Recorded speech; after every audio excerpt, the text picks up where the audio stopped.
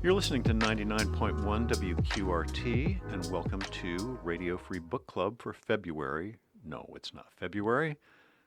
That's what it says. How about if we start this over? Okay. Wow, that's a widow from an old script. All right, we're starting this whole thing over. You're listening to 99.1 WQRT. Well, no, now we're going to start for the third time. You're listening to 99.1 WQRT LP, and welcome to Radio Free Book Club for April 2025. I'm Ken Honeywell. I'm a writer and reader from Indianapolis, and today we are talking about one of the big hit novels of 2024, Miranda July's All Fours. Miranda July is an artist, actor, filmmaker, writer.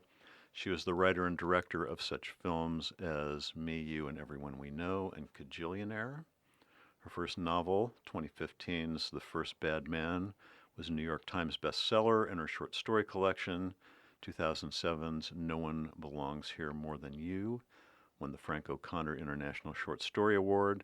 And with everything else she has going, she actually also wrote All Fours, which from her website is, quote, an irreverently sexy, tender, hilarious, and surprising novel about a woman upending her life, in which a semi-famous artist announces her plan to drive cross-country from LA to New York.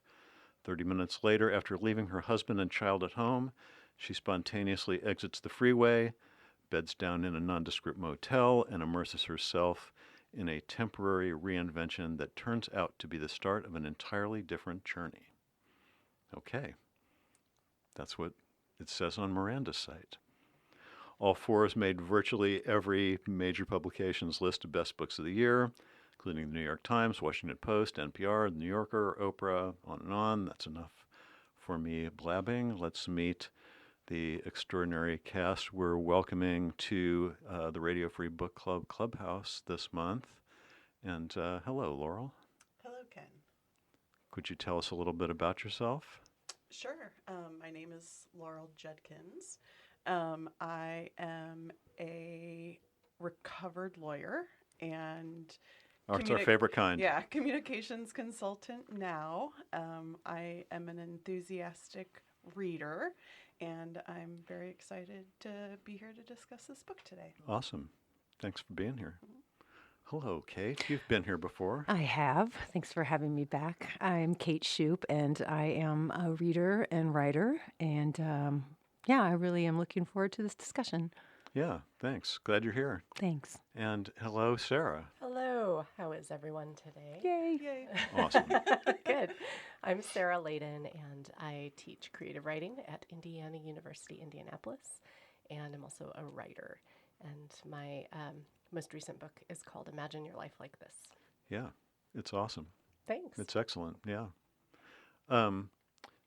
Buy that at a local bookstore near you. We have lots of them now in Indianapolis. So it's many. pretty cool. It Yeah, is so it is nice. All right, so thank you, everyone. We have a lot to talk about here. But before we get started, I'd like to remind everyone that there will be spoilers ahead. If you'd like to avoid them, you should stop listening and come back later, which is easy because you can find this and all the other episodes of Radio Free Book Club on Spotify, Apple, just about everywhere you stream podcasts. We also encourage you to subscribe to the Radio Free Book Club Substack for non-spoiler notes about the book and the show, maybe some other stuff if I ever, get my stuff together, which might happen. So, but in the meantime, let's talk about All Fours. I feel like, we really do have a great panel to talk about this today, and I should just kind of shut up and let you talk about it. But let's start with Miranda July. Have we encountered Miranda July before? Anyone? Yes. Sarah? Yes. Yes. I actually just picked up her short story collection from the library today when I was on campus because I'd read it years ago and I needed a refresher. And it was really interesting, too, because I was flipping through it and I was like, situation at a car wash, situation at a peep show. Like there are some themes that recur in her work. And I've also seen the film Me, You, and Everyone We Know. And it's been several years since I watched it, but I kind of skimmed through it recently. Did you? And again, some similar themes in her work that just kind of keep bubbling up, which I think is really interesting when you see somebody's career over time and you can tell they just have some obsessions. They have some things that they're working on or working through or just interested in. Yeah, I had not read her before, but I had seen a couple of her films. I did see Me, You, and Everyone We Know, and I remembered liking it. And I really liked Gajillionaire. That was not too long ago, three or 4 years ago, maybe. But I thought that was really interesting and super quirky. It's just a super quirky voice. Yeah. But Kate, no familiarity with? No, this was my first exposure. And I'm glad I had the opportunity to read this and am curious especially I was curious about Cajillionaire. I would like to see that. Yeah. And Laurel, you had but I know this was like one of your favorite books of last year. Yes, it was. I had no previous knowledge of Miranda July's work. I think I'd heard her name. It's kind of a memorable name, but I am actually kind of glad that this was my first introduction to her work because I think it probably heightened that experience of reading this book and sort of the unexpected nature of the storyline. So. Yeah. So let's start with you. What'd you think overall? Well, it definitely was unexpected. I mean, I knew a little bit about what to expect just because it was being talked about so much. But I just thought it was electric, too. I think that's probably one of the takeaway words for me. It just felt very alive in a way that I hadn't experienced in reading a book in quite a while. So that's sort of my overall word for the book is electric. Yeah, that's a great word for the book. Kate? Yeah, there were absolutely aspects of this book that I really, really liked, like parts that I thought were funny and parts that captured that ennui of middle-aged marriage and the desperation to experience like anything else besides that, outside that norm, and just that desperation to flee, but without the consequences of it. And there were also parts that conveyed that crazy space of desire that is so powerful, but also just wholly unacceptable. Mm-hmm. And I found that really interesting. I felt like it lost a little bit of steam as it moved away from that part. Like maybe the third act for me started, I don't know, it just kind of slowed down for me, but I loved a lot of that book. Yeah. Sarah, how about you? Yeah, I thought that it had really incredible energy. Like just it felt like a super unique book, one of a kind. And at the same time, I say that, and I had also just said like some of her earlier work, she's kind of repeating these themes or whatever. But I think that maybe that happens in somebody's career, that they're writing towards something and it's kind of building and building and building.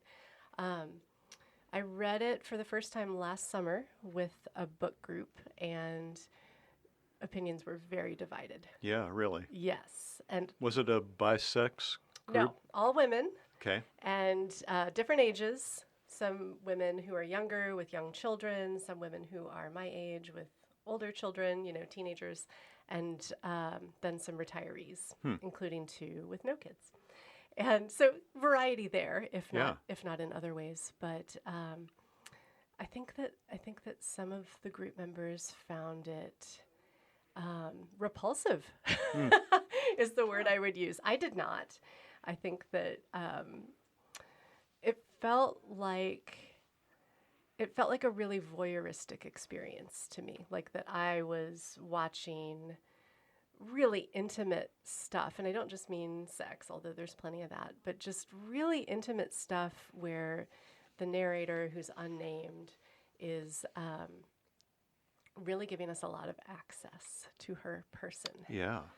But not everything. I mean, I think we also learn that she doesn't see herself exactly as others see her. So that's interesting too. No, she doesn't. And, it kind of occurred to me to ask whether she is a particularly reliable narrator. She's either like the most reliable narrator ever, or maybe she's not.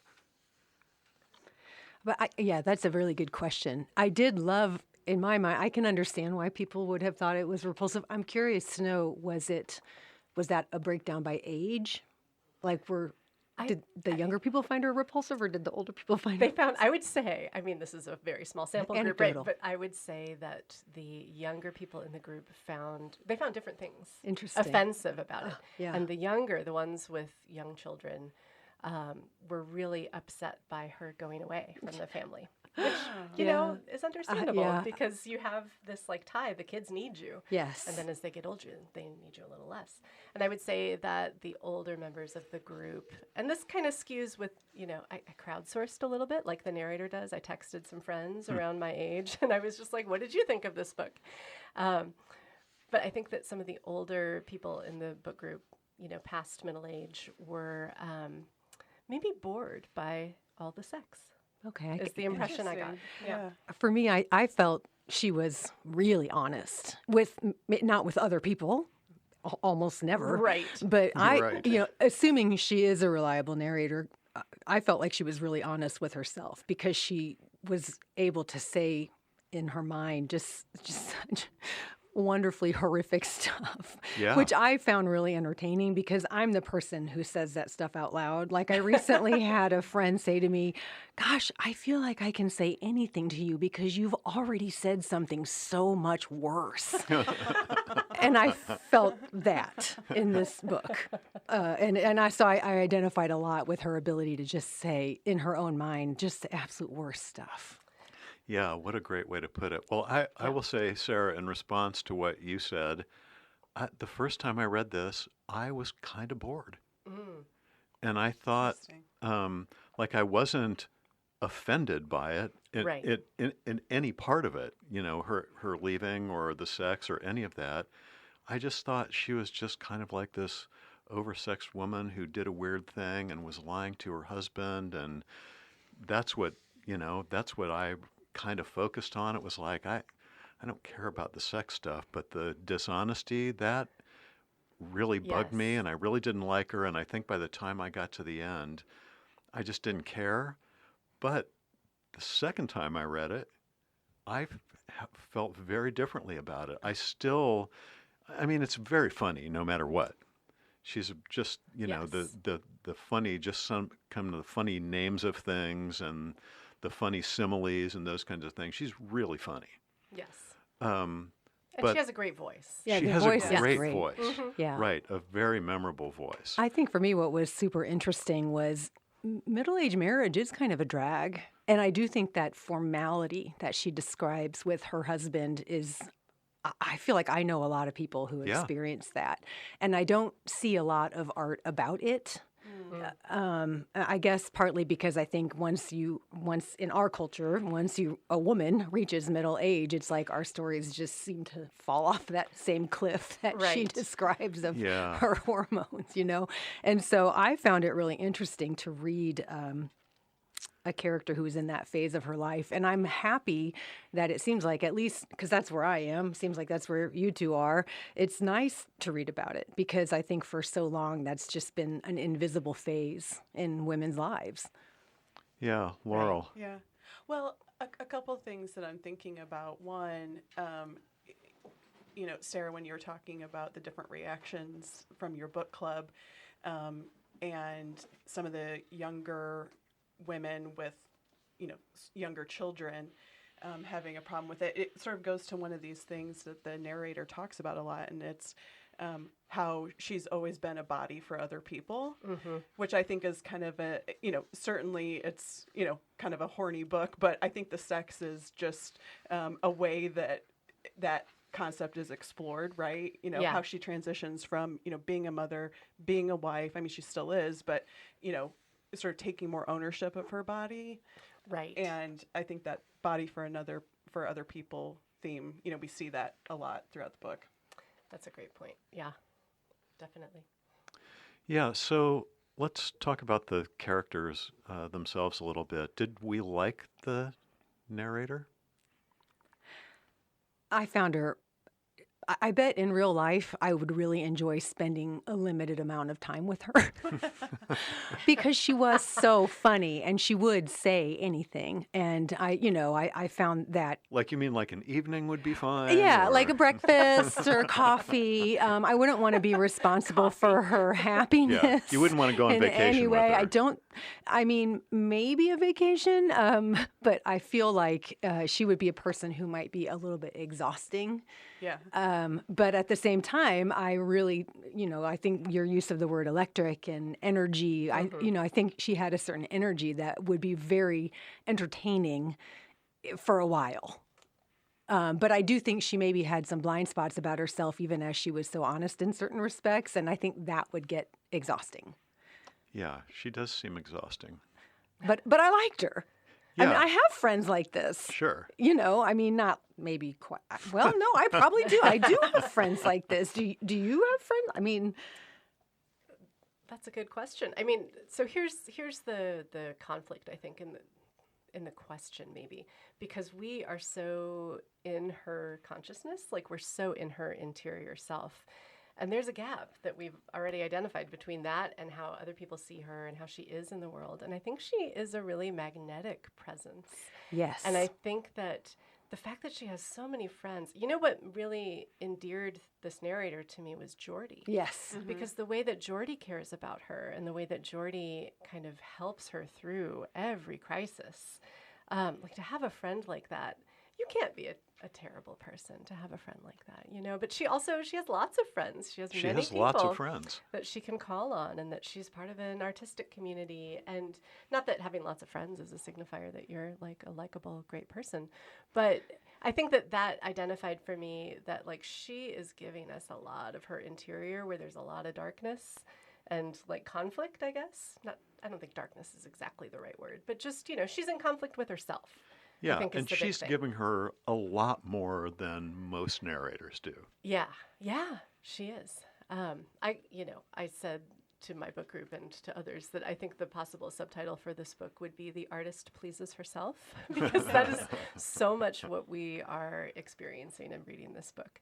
And a lot of it, too, is about her trying to figure out, like, I want to make something artistically that, like, is so pleasing to me, but she also cares deeply about having a connection with an audience, having somebody see her in some way, that's how she sees Davy. We can bring him into this conversation too, right? Because he's a huge part of the book. But he sees her through that windshield. Mm-hmm. He's, washing her windshield, and they lock eyes, but she convinces herself, oh no, we're not really looking at each other. But he immediately recognizes her. And that's part, I think, of the appeal and the magnetism, is that he sees an artist he admires. And that is what attracts her to him in some ways. Yeah, I think you're exactly right, Sarah. And I also think, just in terms of likability, I mean, she seems to be so free with what she's telling us. I mean, I wonder if we revealed that much of ourselves, if we would be likable narrators. Exactly. I mean, you want to get into the darkness of mine. Just as an example, there's not a lot of good stuff in there sometimes. That's why we invite you, Kate. Thank you. That and my excessive notes, but yes. Yeah, both. One thought, I guess, maybe for the group, I thought it was interesting that the narrator was never given a name. And I was curious about what your thoughts are about that, because it certainly was intentional in what Miranda July was hoping to achieve by not giving the narrator a name. It's funny, I didn't even really notice that until I was making my notes, and I was like, wait, what's her name? And then I couldn't ever find it. Yeah. I don't know. I mean, do you suppose she's creating some kind of universal menopausal woman archetype? Right. I yeah. mean, we're all pretty pissed, it seems like, So I don't know. I don't know what she was going for there. What did you think? I agree. I mean, is it a way for all of us to see some part of ourselves in the character and identify with the experience more? I don't know. Maybe. And I think also that it's so inside herself that she wouldn't necessarily refer to herself by name. Yeah, you never have a Yeah. chance. Right. I mean, But Yeah. she also is semi-famous. And so maybe there's a little of the Yeah. like was there You the should assumption know that we me. should know? Yeah. Right, exactly. Yes. I think it could be that, almost like a combination of ego and also Right. the universality of her experience. yeah. Yeah, what other characters did you all like? We mentioned Geordie. Yeah, for me, I thought she made the most impact. You know, some of the other ones I didn't necessarily feel had a huge impact on me, like Skip and I can, you know. But I thought Harris was an interesting character because I definitely feel like I know men who are like that. That remote, he wasn't going to give anything of himself that he didn't have to, and I definitely know men like that. And I thought that was, that would be a very difficult man to live with. But at the same time, he seems what he's projecting is this sort of like formality and like respect. But in a way, that there's a violence in that because it's definitely refraining from sharing. I mean, he's built a wall that's not coming down, and I could see where that would make a partner pretty crazy. Yeah, I didn't take him like that, Kate. Oh, I'm curious how you. Yeah. What did you think of him? I don't know. I guess I didn't think about him a lot, other than that he was being betrayed. Oh, interesting. So that is interesting. Because for me, I could see why a person would stray. I mean, because he's not allowing any kind of emotional connection with her unless they're in a crisis. You know, she mentions at some point the situation with the child where, the child had almost died at birth. And during that period, she had felt extremely connected to him. And she makes the observation that, do they have to wait for the next catastrophe to feel that way again? And for me, that withholding of connection is really painful in relationships. And I could see how a person might be experiencing that and just be like, well, this is not enough. So that's interesting that for you, it makes sense.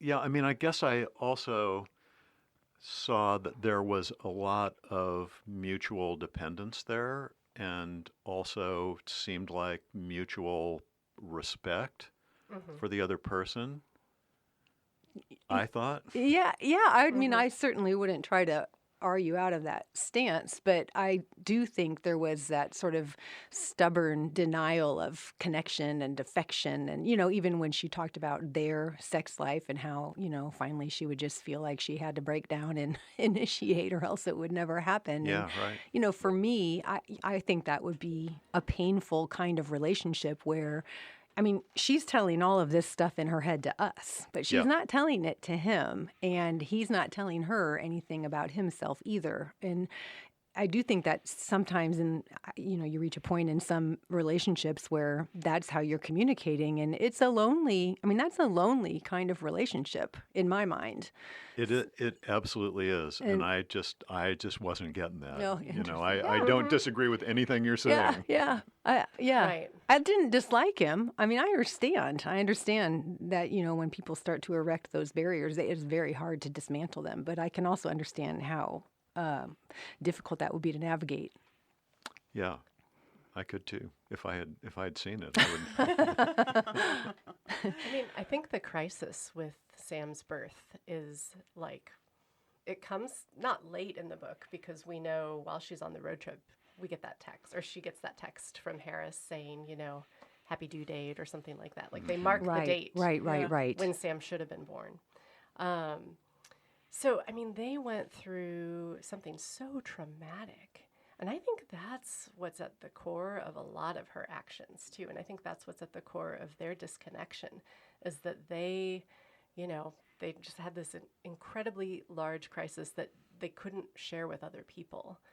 Nobody knew what they were going through. That's part of the reason why I thought the scene with Arkanda, once she finally met up with Arkanda, that was one of my favorite parts of the book. Agreed. Yes. Mine too. Yeah, me too. And I do think it's those kinds of experience because I've had my daughter's schizophrenic, and we have really had some very, very difficult experiences, but she's doing great now, and I'm so Awesome. grateful. That's great. But, you know, Good. when that first presented itself, and even, I mean, in the case of the people in this, of the narrator and her husband, I felt like they were able to connect in that. But like in my case, it was the opposite. But it was the sort of thing where you're going through this incredibly huge crisis and no one else it's that shock of realizing that no one is experiencing it with you. Right. And how alienating that is and how painful that is. And I think it's very hard to process those kinds of things.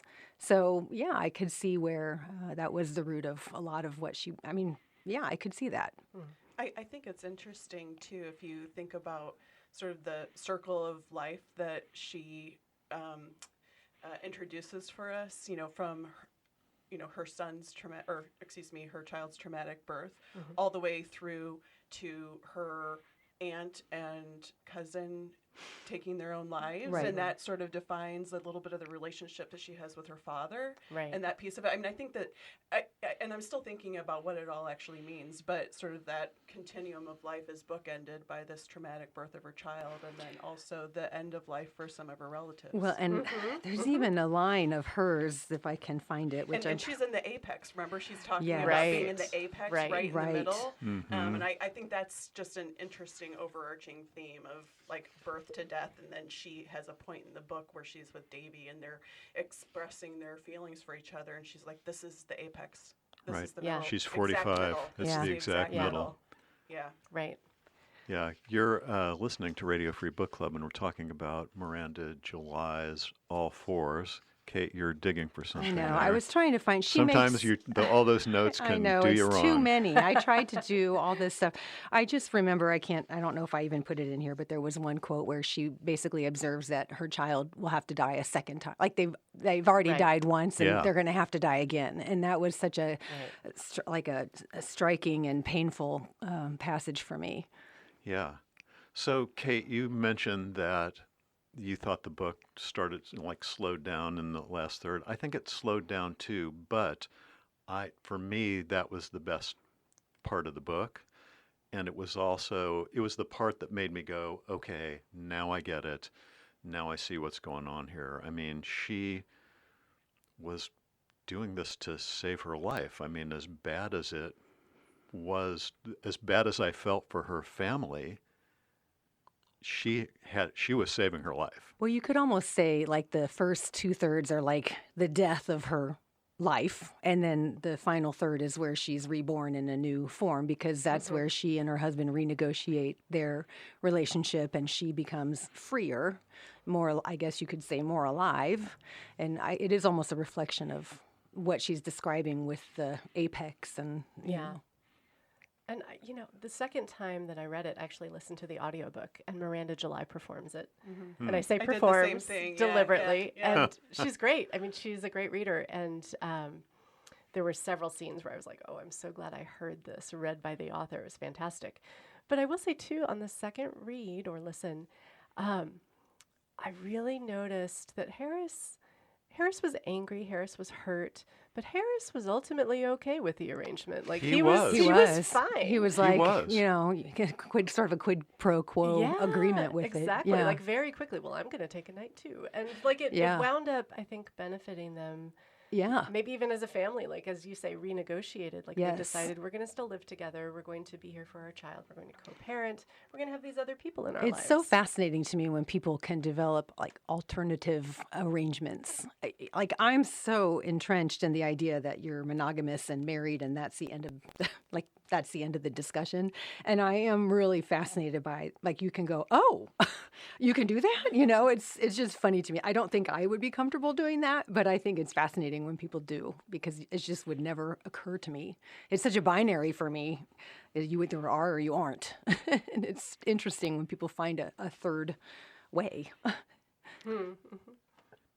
Well, I mean, kind of on that note, I mean, I do think, and again, I'm a man reading it differently from you are, but it seems like the implication is that women's relationships are much more complicated than men's. Do you think that's true, or do you think it's just the narrator?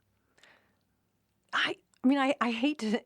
I'm not a man, so I can't say for sure. And I also wonder. Oh, you can guess. Oh, okay, though. I think my answer would be yes. I mean, I do think, at least my interactions with the men in my life, there's a lot of times where they're like, what? Because my brain is just all over the place and theirs just isn't. And I do love, Jordy has a quote on this, and she says, imagine what it feels like to be a man. No cycles, no deaths within life, no transformation from one kind of person into another. And I was like, damn, yeah. I mean, yeah. And I do wonder, though, sometimes if that is true, if it's a cultural phenomenon, because I do think that men in our culture are encouraged to shed the parts of themselves that might be more complex. I think men are meant, like how I feel like men aren't allowed to be sensitive, and I think that's sort of like the social bargain that men have to make to have power. And I wonder if in a different culture that's not the case. Well, it's funny because Jordy does say at one point to the narrator about, this sort of escapade and exploration she's going on, that if you were a French man, this would be perfectly acceptable, right? And I am married to a French man, so I can confirm. Yeah. Oh my gosh. Yeah. So, yeah, I mean, I think it's an interest. I mean, I hate to say that because I don't want to minimize how difficult life is for men and how complicated life can be for men, but I definitely think that I feel like I'm feeling and thinking about a lot more things than the men in my life are. Yeah, I would agree. And I think that it's the culture that we're in. It's, things have changed very, very quickly in terms, and glacially also, but like in the last several decades, as women are, I mean, this sounds so old-fashioned, but as women are working more, I mean, the rest of society hasn't caught up to that. And it's such a commonality to have, let's say that you have a man and a woman in a household with kids, and they both work. Yeah. Who do you think the school calls? Yeah, who plans the birthday parties? Who plans the birthday parties? Who takes the kid to the doctor? The load. Yeah. The mental load. And it's like you can have a wonderful partner who is well-meaning and helpful and who does a lot of housework, as, hi, honey, you listening? Like as my partner does, my husband does. But at the same There's still time, a default. There's a default. And I have the more flexible schedule. So the default often falls to me. And so like that's, my life is fine. It's good. But like, that's how this book starts. It sets us up with, there will be no more sandwiches. Like, I'm tired of making sandwiches. I don't have to think about it for, the time I'm in New York, even though she doesn't actually go to New York. But that's part of the impetus for her to leave, is that she just wants to be alone. She wants to be by herself. Yeah. In a room of one's own, right? Virginia Woolf. Like it makes perfect sense. Yeah, she says, without a child, I could dance across the sexism of my era, whereas becoming a mother shoved my face right down into it. A latent bias, internalized by both of us, suddenly leapt forth in parenthood. It was now obvious that Harris was openly rewarded for each thing he did, while I was quietly shamed for the same things. Exactly. There was no way to fight back against this, no one to point a finger at, because it came from everywhere. And I remember when my child was a baby, that my husband at the time took her to Starbucks, and everyone was like, "Oh my God, you're such a good dad, taking her to taking her from her mom, giving her mom a break." And I was like, I take that kid to Starbucks all the time, and nobody says anything to me about it. And that really struck me when I read that. In fact, passage. they might even critique you, They as did. somebody did with me, with a newborn at the mall, like yes. a little young to bring him out. I remember too, one time just randomly, I had taken my daughter with me to a coffee shop, and I needed to get some work done. So she was sitting next to me looking at whatever. And it just so happened that a newspaper photographer was in there and took our picture and published it. And then a reader wrote in criticizing me for, my daughter was next to me looking at her thing, and I'm looking at my computer, and that person was accusing me of effectively neglecting my daughter, and it made me so upset. It hurt. That hurt. I mean, I took care of my daughter a lot. Sure, and what is wrong with that person? Come on. How they're spending their one wild and precious Yes, life that they want to write a they letter need to some the Mary editor Oliver about in that. their lives. But yeah, it was really hurtful. But there is a huge double standard. And I do sometimes feel like a man just has to do hardly anything to be considered a good father, but a woman has to be perfect to be considered an marginally acceptable mother. It's a really painful double standard for me. Sorry. I'm speechless. No offense. Yeah. I know you're wonderful. None taken. I do. I am the cook of the house. So. My husband is the cook too. But that doesn't make I'm up for super, everything. super lucky in every respect. I mean, I really am, but I definitely can see that double standard. Yeah, no, I absolutely get it. Well, I want to talk about this though, Laurel. Does she have in any way an inappropriate relationship with Sam? I didn't. Sam is 8, and I didn't pick up he's a on that. male by they are male by Assigned male at birth. Yeah. assigned male at birth. She's taken naked baths with him. I don't know. I Yeah. didn't really. I didn't pick up on that. I was actually kind of surprised by the question. I never picked it. I didn't Yeah. really pick up on that. I also just sort of hate that word, inappropriate, Yeah. because I feel like people use it to describe almost anything except for I just don't think it's so subjective and it's confusing. It I is. mean, and so for me, I mean, it seemed like Sam was an oddball kid, and like my kid was an oddball kid, and I think sometimes oddball kids need oddball parents, and what would be considered outside the norm is sometimes okay with a kid like that. Ken, what did you think? Yeah, I'm curious. I kind of agree with you, Kate. I mean, it occurred to me that, it seemed the kid seemed a little old to be taking a bath with his mom. Yeah. Their mom. Their mom, Pardon me. yeah. I can definitely see that. But again, I was not super judgmental about her, her body behavior. I mean, I kind of appreciate bodies are bodies. And I think sometimes like modesty within families can be kind of odd because you're just your body. I mean, I guess I was naked all the time when my kid was little, so I don't think but I didn't feel like it seemed normal to constantly be clothed. Yeah, Does that make sense? I'm not sure it is normal. Yeah, and so I do think, I don't know if it's an American thing, but I do think in our culture, like there's this weird naked abhorrence to nakedness. Like I know a lot of people who won't show their bodies to their kids, and vice versa. But I find that odd and maybe a little bit shaming. Yeah. And almost like you're actually sexualizing it in a way that you wouldn't be if you would just walk around naked, Yeah. I think it was, the bathtub, this is a prepubescent child and a non-binary child, and the bathtub was almost like another womb, just like she makes this Yeah. room. Like Oh, it's yeah. this safe, relaxing space where they're both, in their natural in their selves. their natural selves. And I think that so many things in this book keep going back to her trying to recreate the thing that she never got to yeah. have, or Yeah. the thing that she lost. And like that, she even says, here I was feeling like, wow, that's like a womb. And then she says it. I was like, darn it, I felt so smart. And then you had to tell me Show, on don't page tell. whatever. Yeah. But, that's fine. You can do that too. But I didn't pick this up on the first read, but on the second read, I loved that she didn't get to use room 321 Right. when Arkanda came.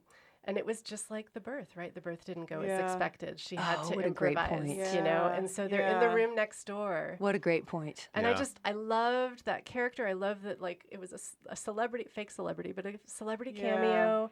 And she's like, all right, let's cut the crap or whatever she Yeah. says. And then, like, the pat down and then the chanting. Like, to me, I feel like so much of the parental stuff in this book Yeah. is about dealing with grief. Mhm. And maybe there's some grief too over like the oddballness perhaps of her child. I don't know. But there's also like, I don't know exactly where this is, but there's this moment, and I mentioned earlier like voyeurism and stuff like that.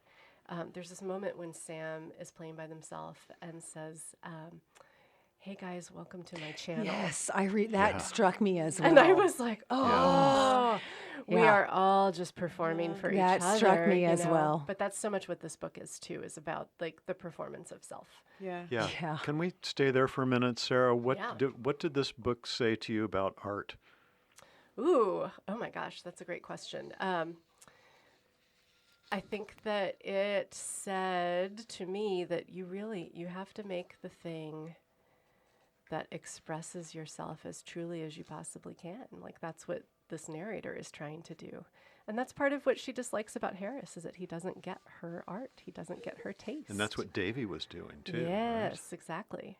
And then I think it's also about appreciating somebody else's art because she's at the end, she's in the audience watching Davy.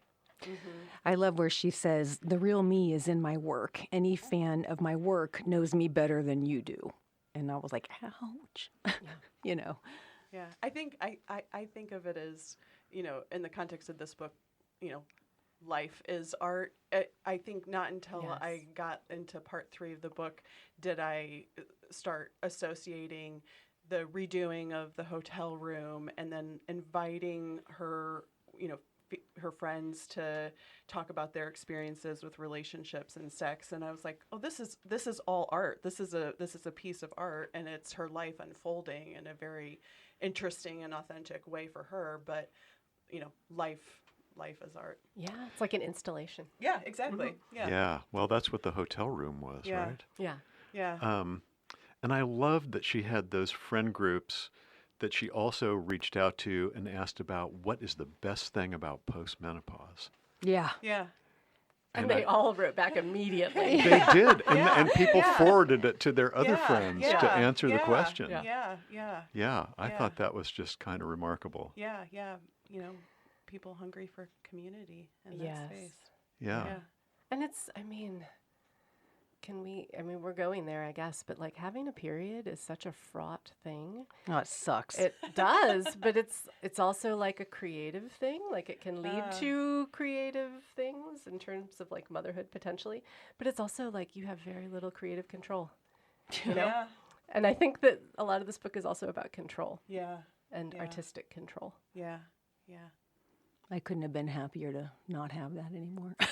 And it was just, thank you. Lucky. So, Kate, what is the best thing about?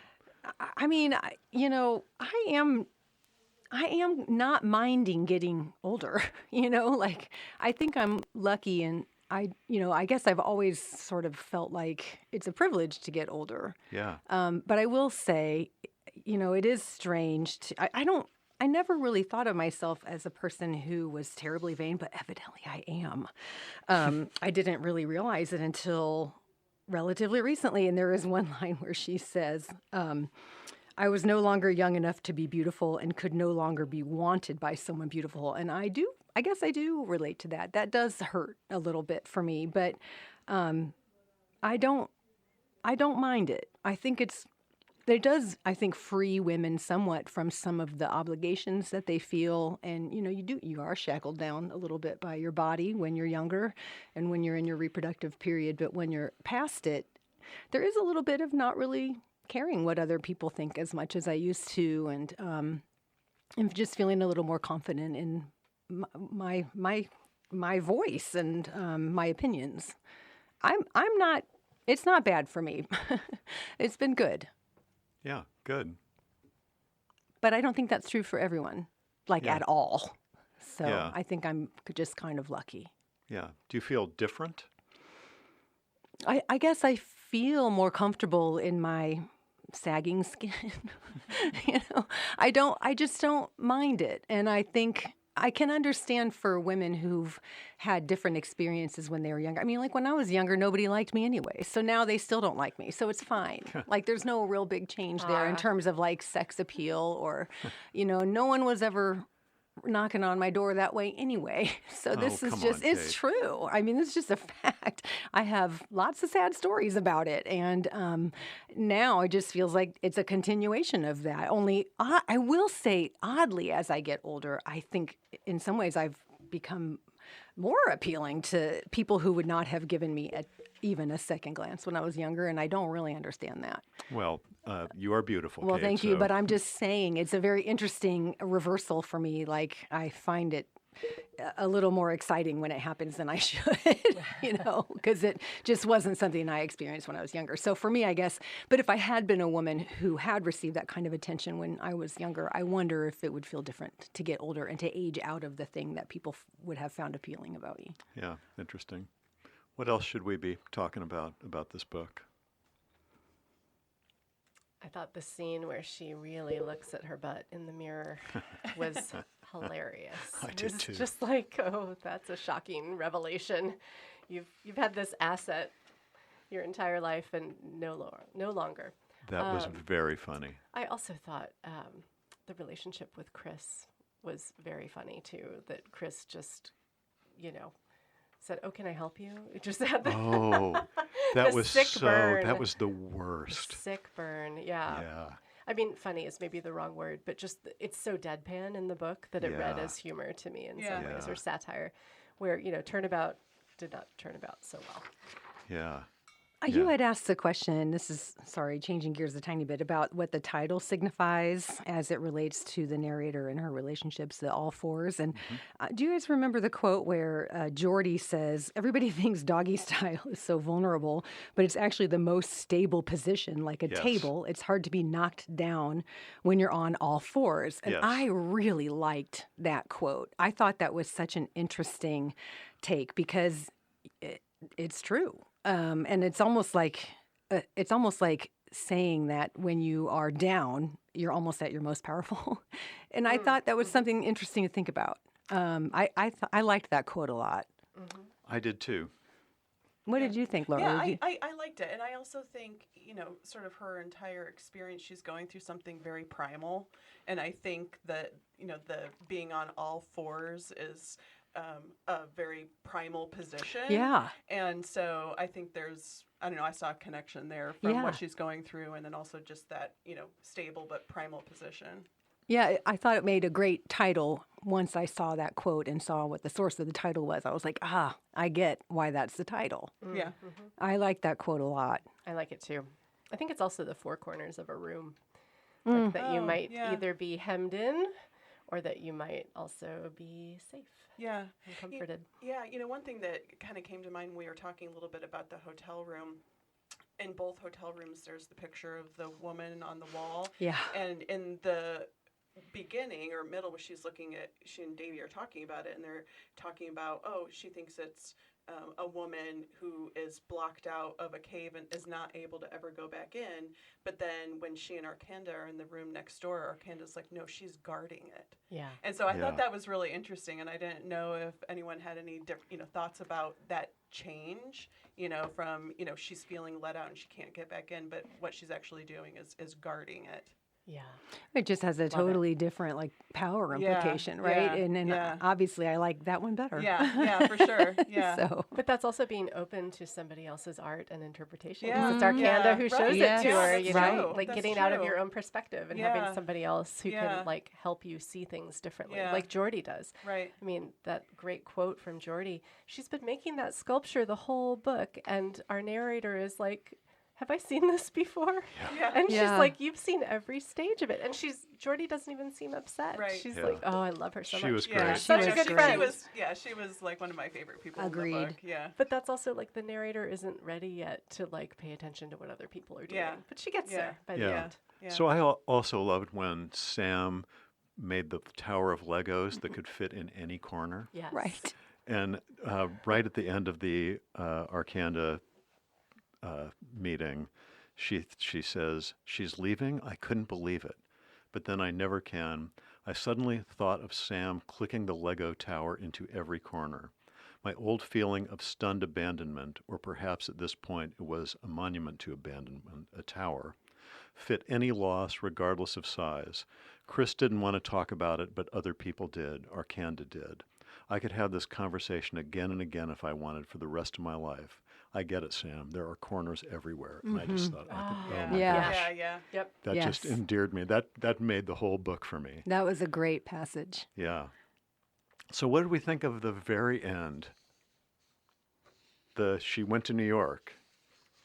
Yeah. I thought it was a little quirky, to go see Davy dancing, but I do like how it ends. I think really like the last sentence, she talks about that moment for Davy being the apex of his life. Yeah. And Oh, yeah. I thought that was Good a point. really neat way Yeah. to kind of close it out. That's great. And also to signify that there's still that there still is a bit of authentic connection between the two of them.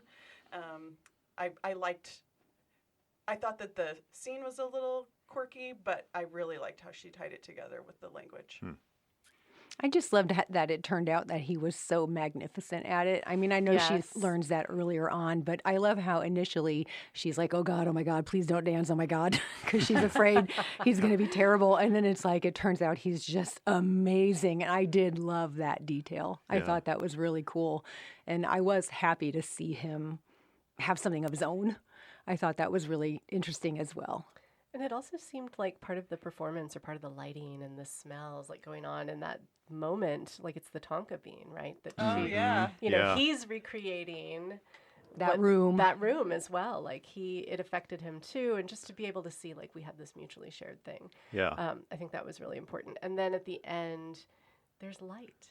You know, we're out of the cave. Oh, yeah. Oh, yeah. Yeah. We're away from Yeah. the death field, perhaps. Yeah. Yeah. Just we're still in it, but Well- we're not paying attention to Right, it. right. Yeah. Yeah. So I have two questions for everybody.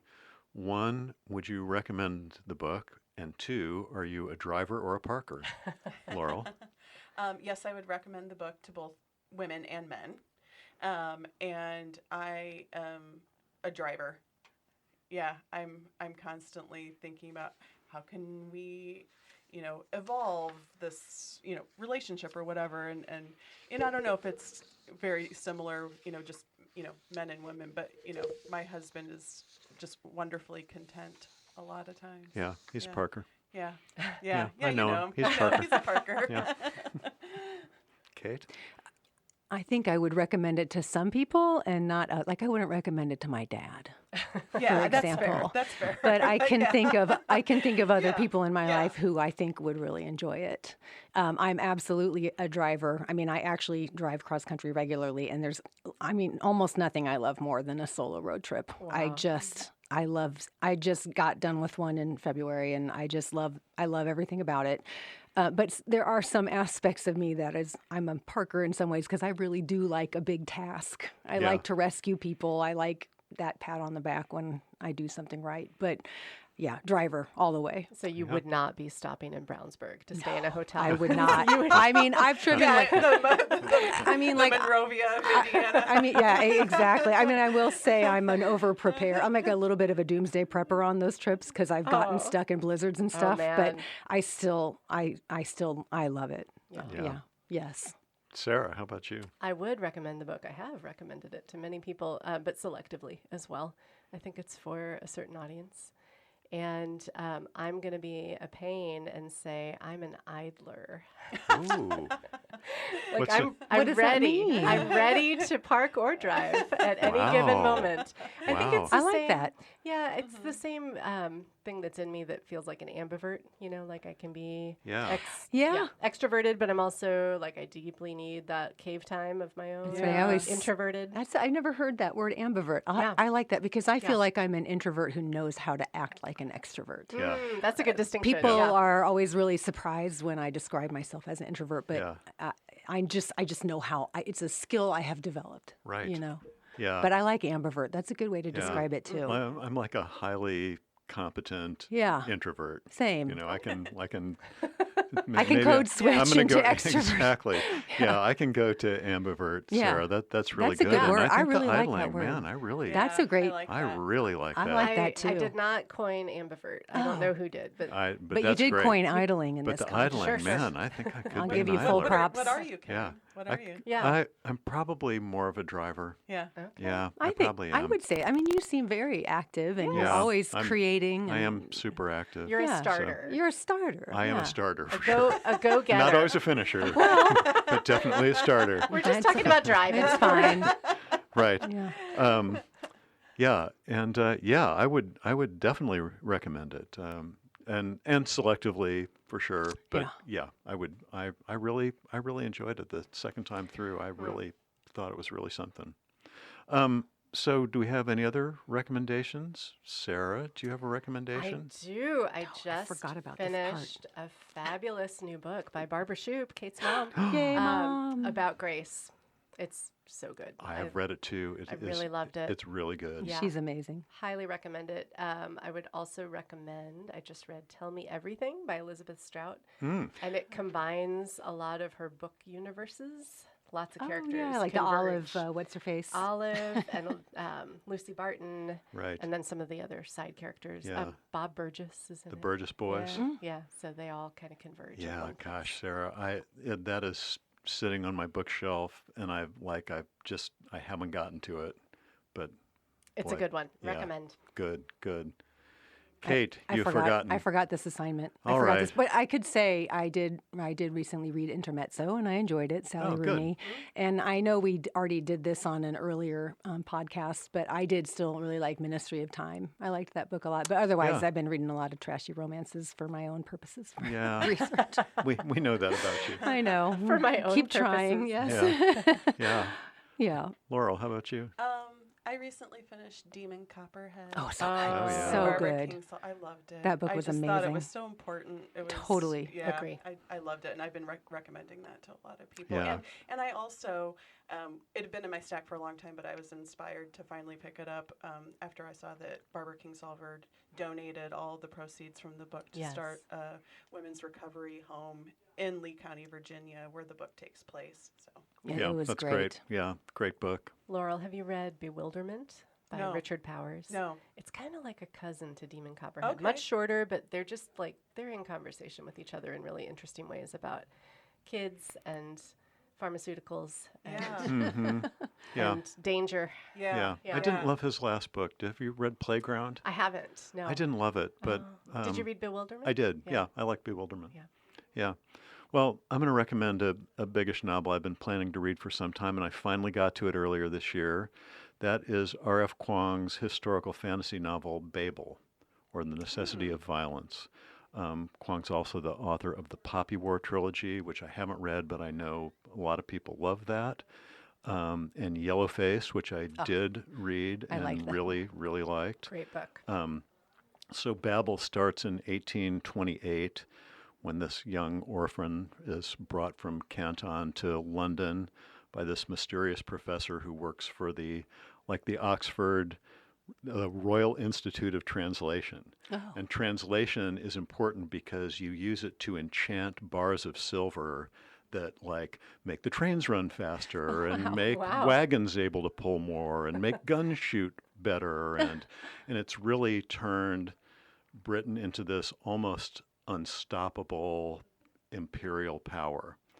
And this young kid gets caught in between, the translation at Oxford and, this shadowy organization that's trying to take him down and, fight the imperialists. Interesting. And it is really, really good. She is such a good writer, and she's so smart, and it has such interesting things to say about translation, even. It's interesting, like the idea of translating something, you're going to learn more about that thing automatically, which would make it seem like you wouldn't have those imperialist tendencies. It's an Yeah. interesting tension. Yeah. Yeah. So, if historical fantasy about translation and magical silver sounds like your like cup a of tea. Quite really a world, specific, quite a but world, yeah. I know. Right. that's funny. Oh, yeah, that's really good. So that's it for us today. Remember, you can stream Radio Free Book Club practically anywhere you get your podcasts. You can find notes for this and all our other shows on our Radio Free Book Club Substack. We hope you'll subscribe to that. For Laurel Judkins, Kate Shoup, Sarah Layden, and all the members of Radio Free Book Club, I'm Ken Honeywell. Thanks for listening, and join us next month when we're going from perimenopause back to adolescence with Michael Amherst's novel, The Boyhood of Cain. We hope you'll tune in. Until then, read a book.